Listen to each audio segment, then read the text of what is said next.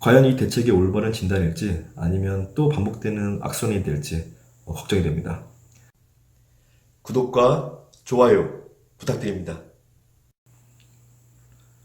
반갑습니다. 공인중개사 강민재 팀장입니다. 지난 8일이었죠. 김현미 국토부 장관은 민간택지 아파트에도 분양가 상한제 도입을 검토할 때가 됐다라고 밝힌 바가 있는데요. 이번 시간에는 이 민간택지 분양가 상한제라는 주제로 알기 쉽게 팩트만 정리해서 간단하게 이야기를 해볼까 합니다.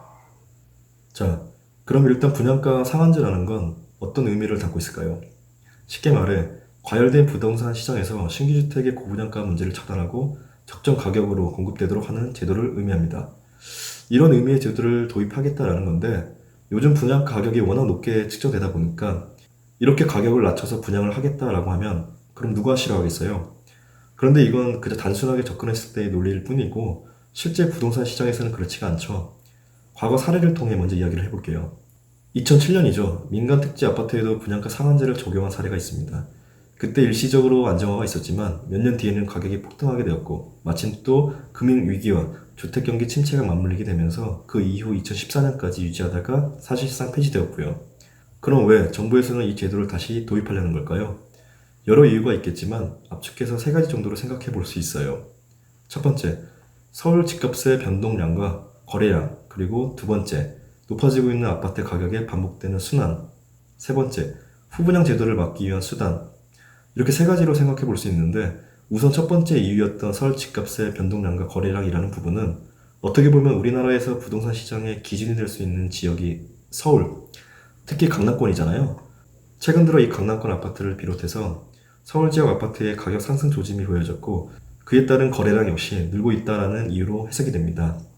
그리고 두 번째 이유로 들었던 반복되는 순환이라는 건 아파트 가격이 오르면 그 지역 분양 가격 역시 상승하게 되고 그렇게 높아진 분양 가격으로 인해 또다시 그 지역의 집값이 높아지는 영향으로 이어지는데 계속해서 이렇게 반복되는 순환을 제재하고자 나온 제도가 아닐까라는 생각을 해봅니다.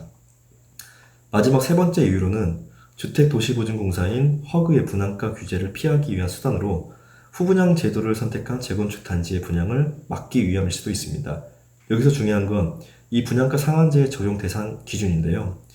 주택법 시행령 61조에 따르면 민간택지 분양가 상한제는 법 시행 이후에 관리처분 인가를 신청한 사업지에만 해당이 된다고 나와 있습니다. 이 말은 즉 법 시행 이전에 이미 관리처분 신청을 한 곳은 해당 제도를 적용받지 않는다고 하는데 소급 적용이 안 된다라는 의미겠죠. 그런데 최근 뉴스나 기사를 통해 이 적용 시점을 관리처분 신청 기준이 아니라 입주자 모집 공고 기준으로 확대할 방침이라고 합니다. 그래서 후분양을 계획한 서울 재건축 아파트들이 혼란스러워하는 이유이기도 하고요. 이처럼 상한제를 도입 시 분양 가격이 허그 기준보다 낮아질 가능성이 크기 때문에 현재 진행 중인 재건축 재개발 사업장이라면 어쩔 수 없이 후분양보다는 선분양을 선택하지 않을까라는 생각도 해보는데요. 만약 이 제도가 계속 지속된다면 앞으로 진행하게 될 사업장의 사업 추진이 느려지게 되고 그리고 분양 시점 역시 늦춰지게 되고 결국에는 재건축 재개발 단지들의 사업 연기와 포기가 속출하게 되면서 새롭게 건설되는 신축 아파트의 공급량이 대폭 감소할 것으로 보여집니다. 그렇게 되면 결국에는 집값이 또 뛰겠죠. 그리고 소비자 입장에서도 분명 의견 차이 역시 존재할 텐데 새 아파트의 분양 가격이 낮아지면 시장이 안정화되지 않을까라는 긍정적인 생각을 하는 분들도 계실 거예요.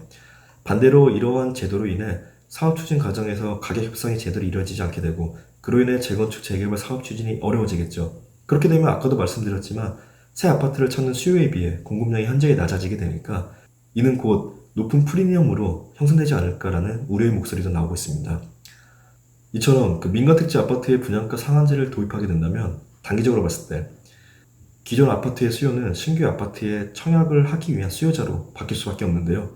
낮은 분양 가격으로 새 아파트를 분양받을 수 있으니까 기존 아파트를 매매하기보다는 청약을 통해 새 아파트를 분양받으려고 하겠죠.